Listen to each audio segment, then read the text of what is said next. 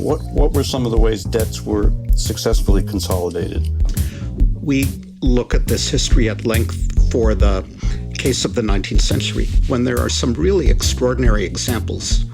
The most extreme one probably is Britain coming out of the French and Napoleonic Wars with a debt to GDP ratio of 200%.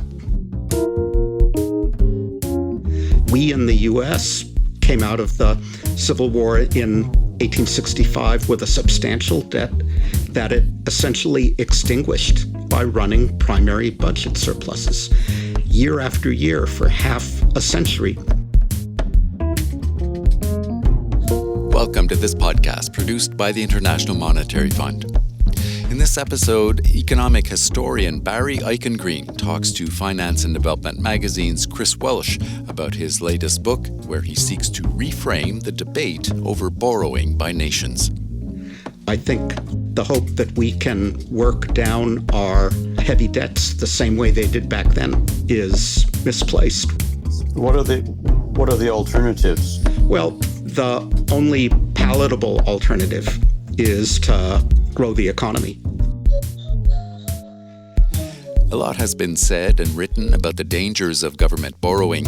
In their new book, In Defense of Public Debt, Barry Eichengreen and his co-authors trace the evolution of sovereign debt from the wars of medieval Europe through the COVID-19 crisis, illustrating public debt's many positive uses, from reacting to financial crises to building public works. Eichengreen is a professor of economics and political science at the University of California, Berkeley. The title, In Defense of Public Debt, has sort of a polemical twist to it. And I'm just wondering why you and your collaborators decided that a defense of public debt was needed, and why right now? Well, we started on the project before COVID-19. And there was already a lot of worry about mounting public debts in the advanced countries, and more generally, we thought it was important to put that development in its historical context. We saw, for example, in the global financial crisis, how the ability of governments to borrow can play an important role in terms of their capacity to meet emergencies, in that case, a financial emergency. And looking back at history, you see that pattern more generally, that public debt history is punctuated by borrowing to finance wars, beat pandemics. Way back in time in the 14th century, the Italian city-states of Siena and Venice borrowed when the Black Death appeared on their doorsteps in order to meet that public health emergency. And we've seen the same with COVID-19. So there is a sense in which COVID-19 made our case for us. And how does the historical view help make your case? The first part of the book is self-consciously Eurocentric, which is not fashionable, but we think appropriate for this case, because borrowing by kings, sovereigns, and states appears first in Europe, because European history is characterized by an unusual frequency of war, reflecting, number one, Europe's political geography, that it has long been divided into myriad different city-states and territorial states that butt up against one another, giving rise to conflict, which in turn reflects, number two, Europe's physical geography as a continent divided by mountain ranges and river valleys. So the history shows that association between war and public borrowing. It shows the association between building durable and legitimate nation states on the one hand, and the ability of the state and its leader, the sovereign, to borrow to defend the citizenry when it comes under attack from outside. And then the story begins to evolve in the 19th and 20th century, when borrowing to finance wars remains important, but you begin to see, in addition, states borrowing to finance economic development, infrastructure investment, roads, bridges, ports, etc.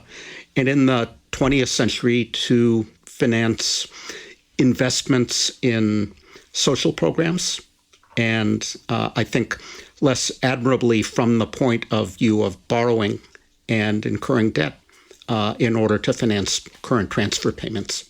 Mm-hmm. So just to turn the clock back for a moment to the Italian city-states that you mentioned, that seemed to be the genesis in which sort of small banking houses would lend to kings, which was, of course, a risky business because the king could just say, forget it, I'm not paying you back. So what did they do to defend their interests and protect themselves against the possibility of what I guess today we would call default?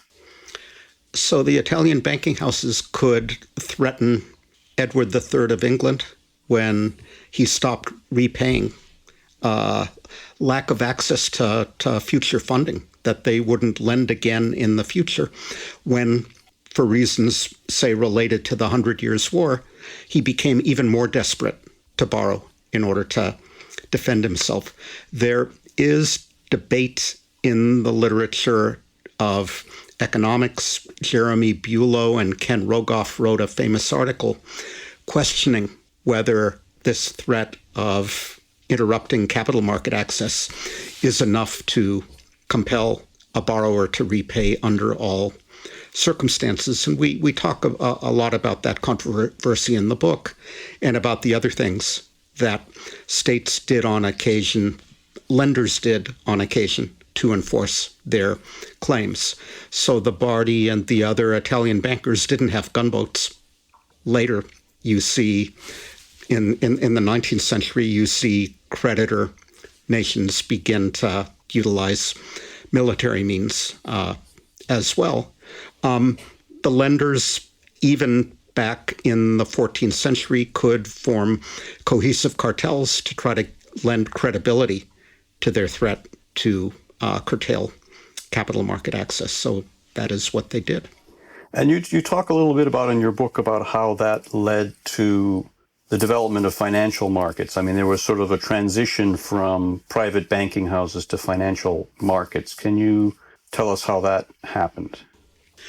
As military technology develops, the need to borrow in order to finance a defensive war, for example, that becomes more expensive. So more debt is incurred and larger loans have to be underwritten.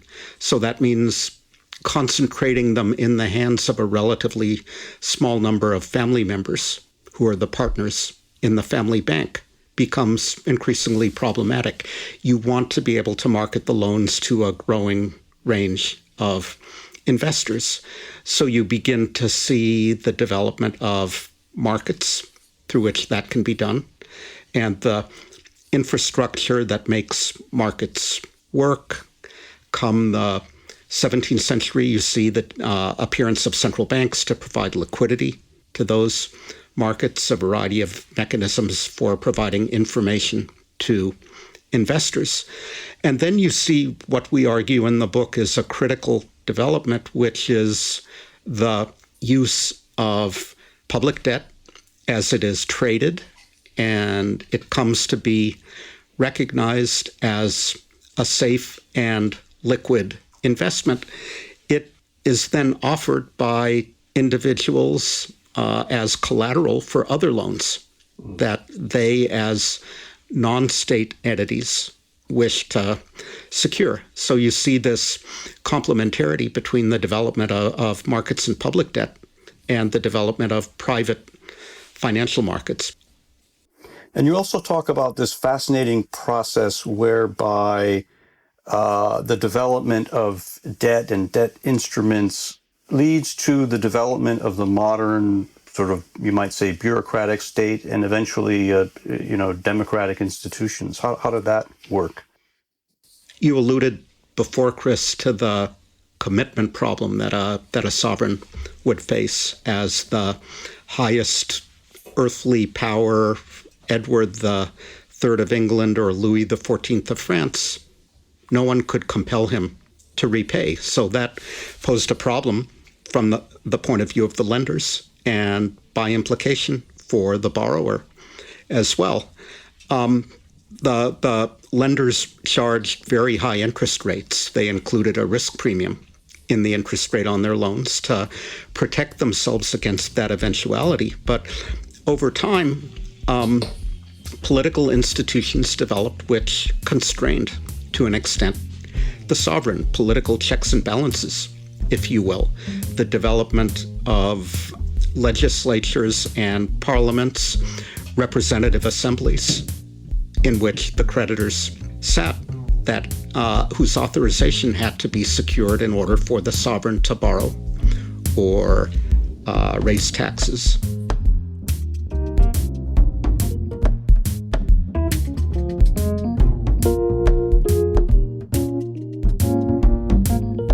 So, how did the ability to borrow affect the fortunes of war? If you look at the histories of the long 17th and 18th century with the repeated conflicts between France and England, for example, where France, in terms of GDP and population, was the much larger economy, it was weaker militarily because of its more antiquated and limited fiscal capacity, that the king persisted in outsourcing to private agents, tax farmers, they were called, responsibility for raising revenues. And like in many other economic contexts, there was a principal agent problem where what the people with boots on the ground, the tax farmers, did was not always what the principal, the king in Paris, might have wished. So French revenues lagged behind, French military capacity lagged behind, and the English were triumphant in those conflicts more often than not because they could issue more debt. And of course, in some of these cases, the conflict, which sort of the wars which gave rise to the need for debt in the first place, often gave rise to what were considered to be unsustainable debts, and they were followed by periods of debt consolidation. And I think you give the examples of the Franco-Prussian War and the Civil War in the U.S. What were some of the ways debts were successfully consolidated? We look at this history at length for the case of the 19th century, when there are some really extraordinary examples. The most extreme one probably is Britain coming out of the French and Napoleonic Wars with a debt to GDP ratio of 200% in circa 1821, twice what the US or the Euro area have at the moment. And that debt was basically paid off. The debt to GDP ratio fell to almost nothing, still positive, but barely over the 90 years between the end of the French and Napoleonic Wars and World War I. And Britain achieved that by running budget surpluses, by running primary budget surpluses, primary meaning net of interest payments on the debt, which economists typically account for separately, year after year for more than 90 years, with the sole exception, I think it was, of 1901, a year of the Boer War. Another similar example would be the United States. After the Civil War, came out of the Civil War in 1865 with a substantial debt that it essentially extinguished over the subsequent 50 years. Federal government debt had been eliminated all but completely by 1913. So a lot of people say mistakenly that the United States achieved this entirely by growing the denominator of the debt to GDP ratio, where in fact GDP grew fast because of immigration and investment and technical change in the United States, but interest payments on the debt grew even faster. The interest rate on the debt was higher than the growth rate of the economy. So we in the US extinguished our debt by running primary budget surpluses year after year for half a century, basically with the sole exception of the years of the Spanish-American War. So the subtext here is that the political economy was very different back then than it is now in the age of the universal franchise, in an era of political polarization in many countries, it's hard to get society and its political representatives to agree on the compromises needed to run primary budget surpluses and sustain them for decades or years. So I think the hope that we can work down our heavy debts the same way they did back then is misplaced. What are the alternatives? Well, the only palatable alternative is to grow the economy. So coming out of World War II, that was a big part of the way that advanced economies dealt with their inherited debts. That was a period of fast growth. When we did succeed in growing the denominator of the debt to GDP ratio. So we can hope that something similar might happen now as a result of the digital revolution, faster productivity growth, although I'm somewhat skeptical. So what are the other options besides growth? Beyond that, we have available inflation, which has costs, hidden form of taxation that is distortionary and socially divisive, as we read in the newspapers at the moment, and default and restructuring, which comes with costs ranging from bankruptcy for debt holders if the debt is held by domestic financial institutions, for example, international recrimination, and so forth. So I think we can hope for a bit of fiscal consolidation going forward, although not on 19th century standards. I think we can hope for somewhat faster growth going forward, and the public investment, productive public investment we're beginning to see in the US and Europe, I think is a positive from that point of view. And we may see a little bit of additional inflation going forward. So that also raises the question of how much debt is too much. I mean, before the global financial crisis, there were a great deal of fear that, if you had too much debt, that would lead to a, sharp currency crisis, global financial conflagration, and yet that hasn't happened and debt has continued to rise. So have economists figured out how much debt is sustainable and how much is too much? Yes, they have. So economists have concluded that it depends. In other words, we first had a school of economic thought that there existed magic numbers that determined the dividing line between enough and too much, and that numbers were, for the advanced economies, in the range of 90% of GDP.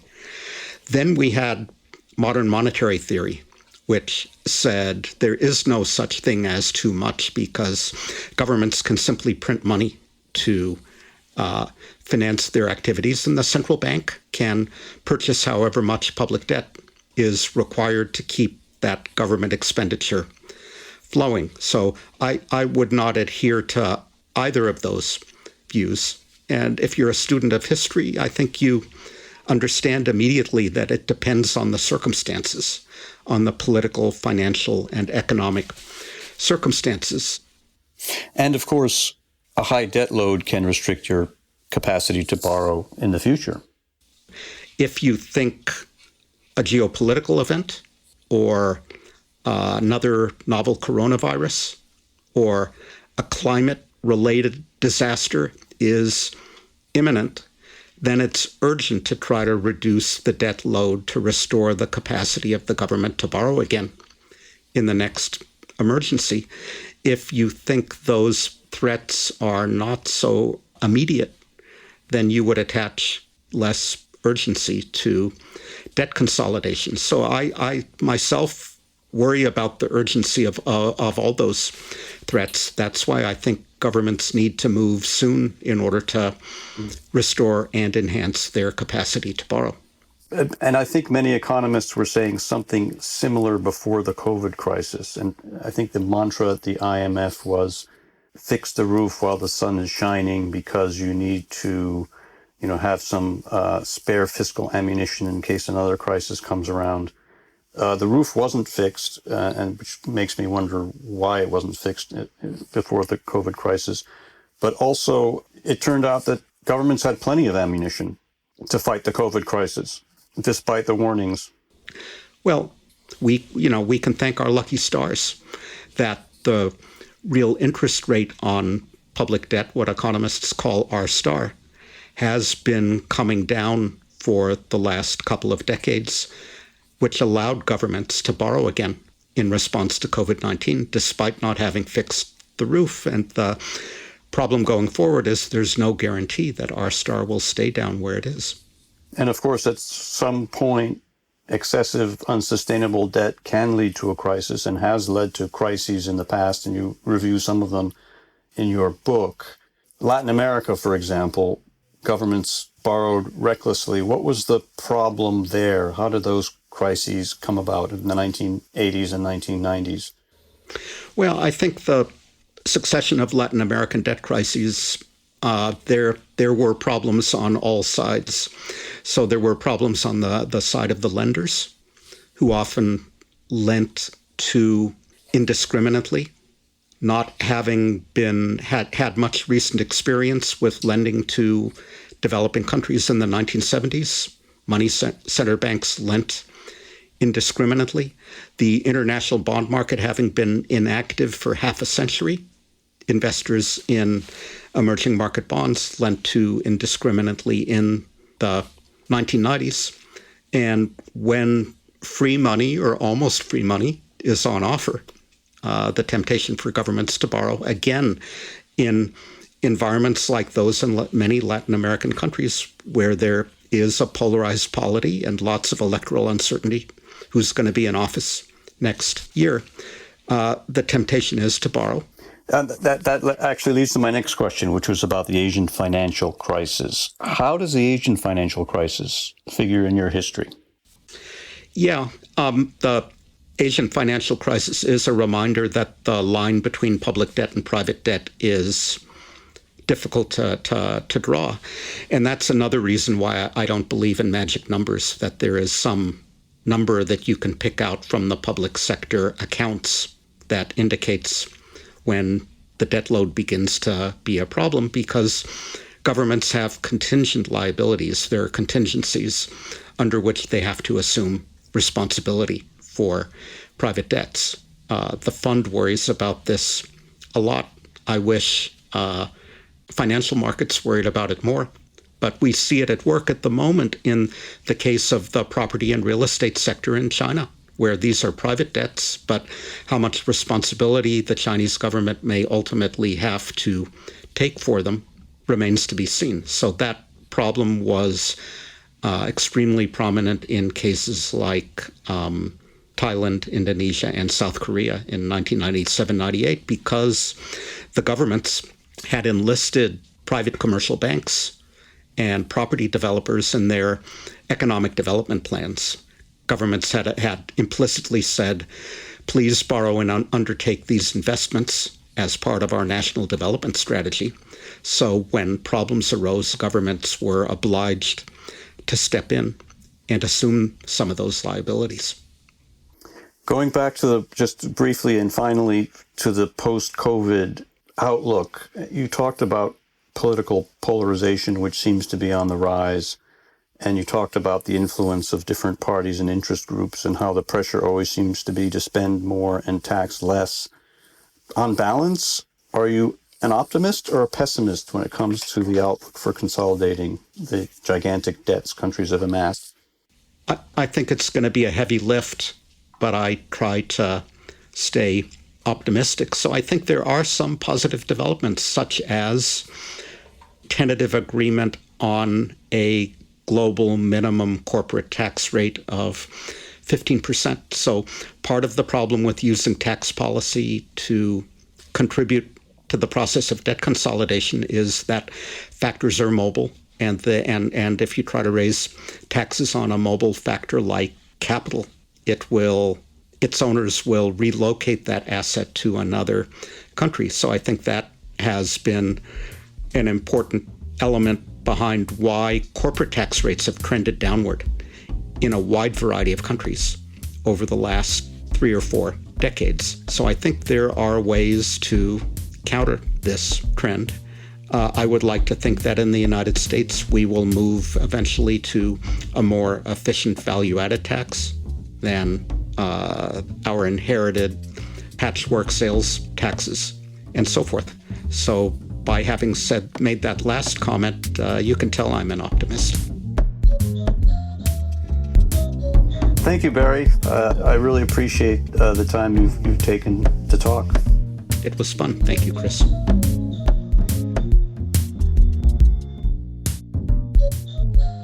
That was economic historian Barry Eichengreen talking about his new book, In Defense of Public Debt, to Finance and Development Magazine's Chris Welsh. You'll find all kinds of exclusive FND articles and interviews like this one at imf.org/FND. And look for other IMF podcasts wherever you get your podcasts. You can also follow us on Twitter at IMF_podcast. I'm Bruce Edwards. Thanks for listening.